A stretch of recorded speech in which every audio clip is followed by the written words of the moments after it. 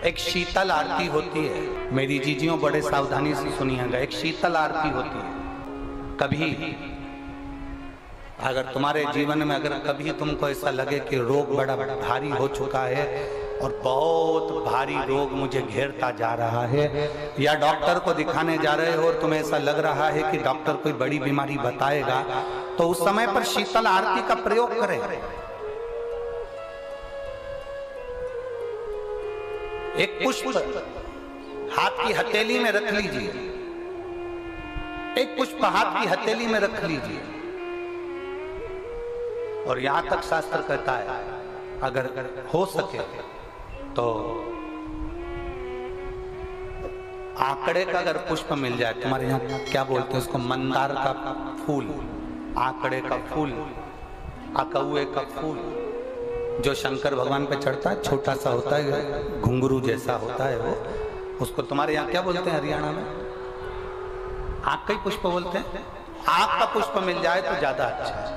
अब उसमें चाहे सफेद हो, चाहे नीला हो, चाहे गुलाबी हो, जैसा भी हो, हाथ में रखने के बाद हाथ में एक लोटा जल, भगवान शंकर के शिवालय में जब आप प्रवेश करें और प्रवेश करते समय भगवान के सम्मुख में जब भगवान शंकर के साक्षी में जब पहुंचे, आपके सामने पूजन में कोई भी सामग्री नहीं है, आपके पास में न दिया है, ना बाती है, ना गर्भवती है, ना चंदन है, ना कपूर है, ना कोई सामग्री है, केवल एक आंख का पुष्प और एक लोटा जल आपके पास में है। शिवालय में पहुंचकर शीतल आरती का प्रयोग करो।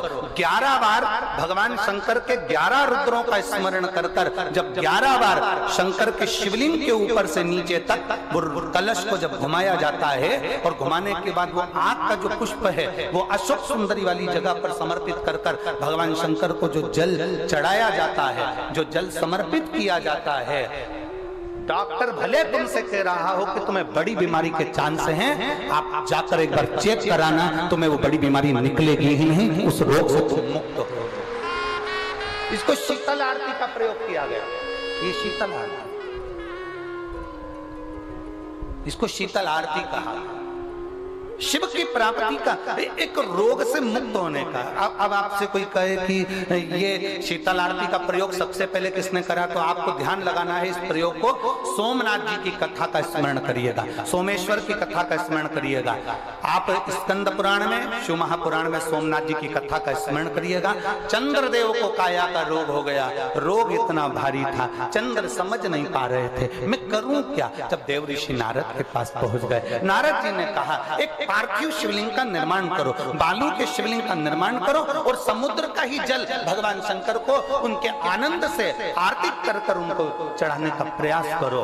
और शिव ने ऐसी कृपा कर दी कि चंद्र के पास आकर भगवान शंकर ने कह दिया, चंद्र मैं तुझे वर देता हूं, तेरा काया का रोग समाप्त होगा, ये मेरा वर है क्योंकि तूने मेरे शीतल आरती का प्रयोग किया।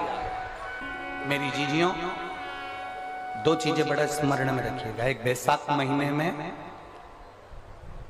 मट्टी के पात्र का जल, अभी अभी क्या चल रहा है, फागुन, अभी क्या चल रहा है, फागुन। जब बैसाख का महीना आए ना,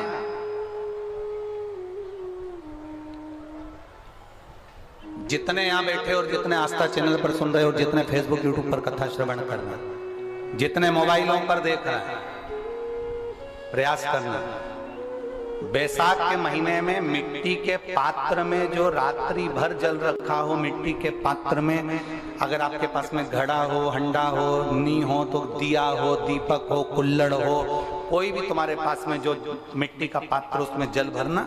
वो जल बैसाख के महीने की किसी भी सोमवार के दिन, किसी भी सोमवार के दिन, बैसाख महीने या किसी प्रदोष के दिन, या बैसाख महीने के शिवरात्रि के दिन, वो मिट्टी के पात्र का जल अपने घर के प्रत्येक व्यक्ति का स्पर्श कराकर उस मिट्टी के पात्र के जल को तांबे के पात्र में डाल लीजिए और घर के प्रत्येक व्यक्ति का स्पर्श करा लीजिए और शंकर भगवान पर कुंदकेश्वर महादेव के नाम से समर्पित करिए। कुंदकेश्वर महादेव, कभी जीवन में पीछे पलट कर देखने की जरूरत नहीं पड़ेगी, आप उन्नति की सीढ़ी की ओर बढ़ते चले जाओगे।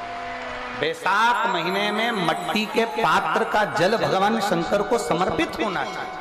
उसका सुख हमारे जीवन को एक आनंद फल प्रदान।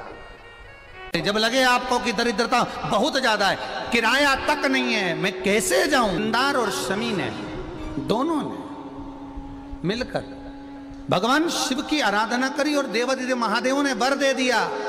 सुनो शमी और सुनो मंदार, यदि कोई भूल से भी आपकी पत्ती, आपका पुष्प मुझे समर्पित कर देगा, सुनो मंदार, सुनो शमी, अगर कोई भूल से भी आपकी पत्ती, आपका पुष्प मुझे समर्पित कर देगा, उसे हजारों अश्वमेध यज्ञ के स्नान का जो पुण्य होता है वो एक क्षण में प्राप्त हो जाए। हजारों अश्वमेध यज्ञ का पुण्य, हजारों अश्वमेध यज्ञ का पुण्य एक क्षण में प्राप्त हो। ये मंदार, ये शमी, हजारों अश्वमेध यज्ञ का पुण्य एक साथ। शमी की पत्ती देखिए आप लोगों ने, जम के तो बोले जरा, देखिए मंदार पुष्प भी देखा हुआ है। अब शमी की जो पत्ती होती है, उस शमी की पत्ती को भगवान देवादिदेव महादेव पर चढ़ाने का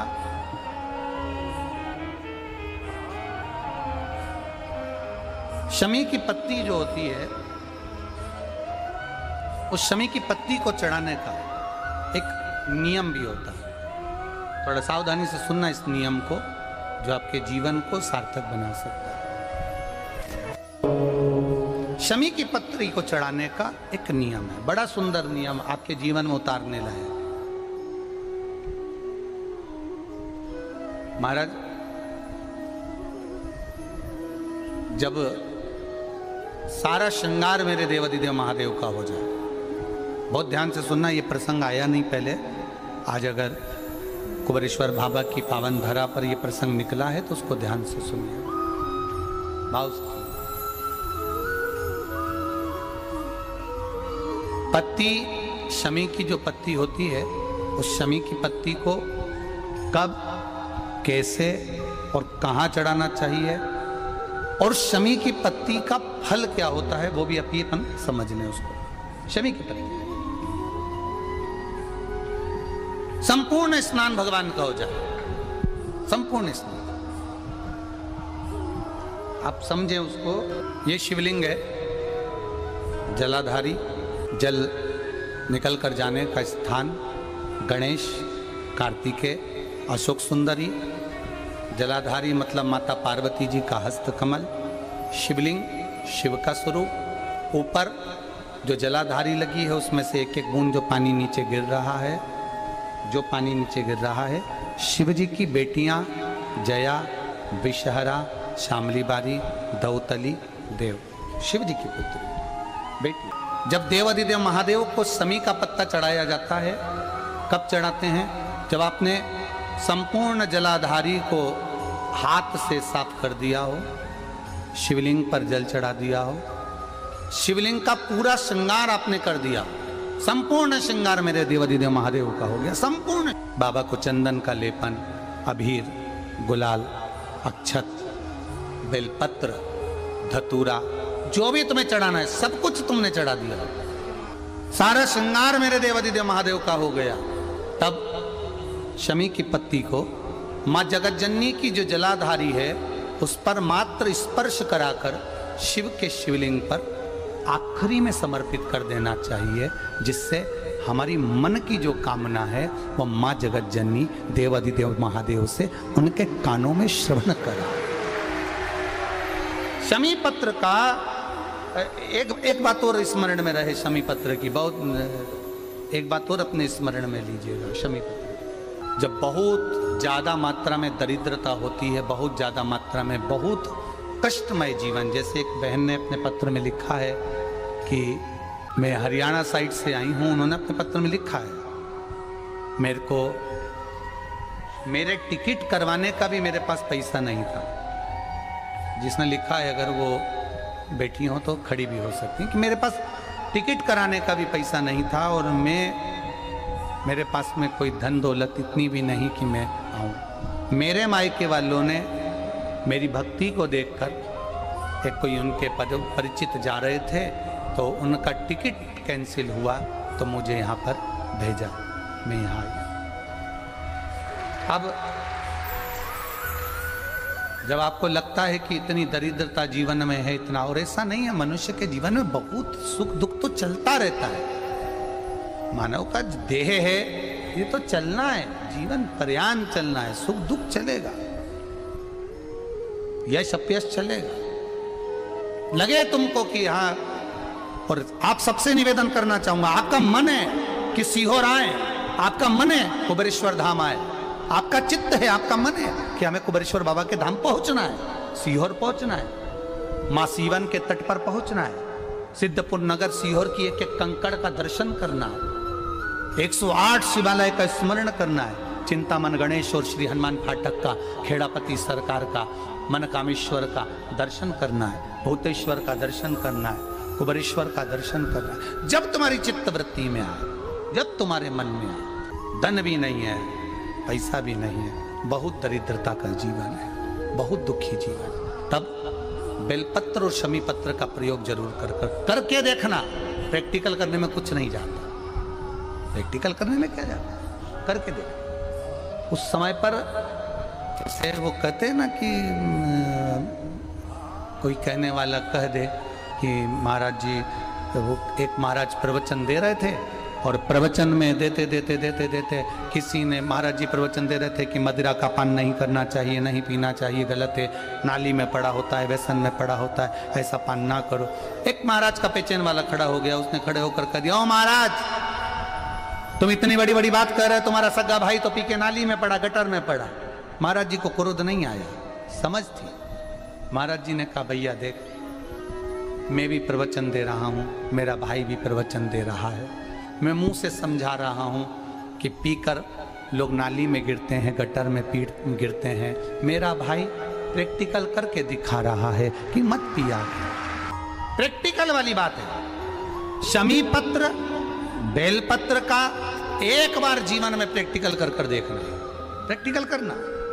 जैसे आपको कहा कि आपका विश्वास अगर पक्का है, भरोसा अगर दृढ़ है, और शंकर के प्रति अगर आपका विश्वास पक्का है, आप 7 दिन यहाँ रुके हुए हो, 5 दिन रुके हुए हो, या यहां से अपने घर जाओगे, निश्चित है वो रुद्राक्ष कहीं से भी आए, कैसे भी आए, तुम्हारे पास पहुंच जरूर जाएगा,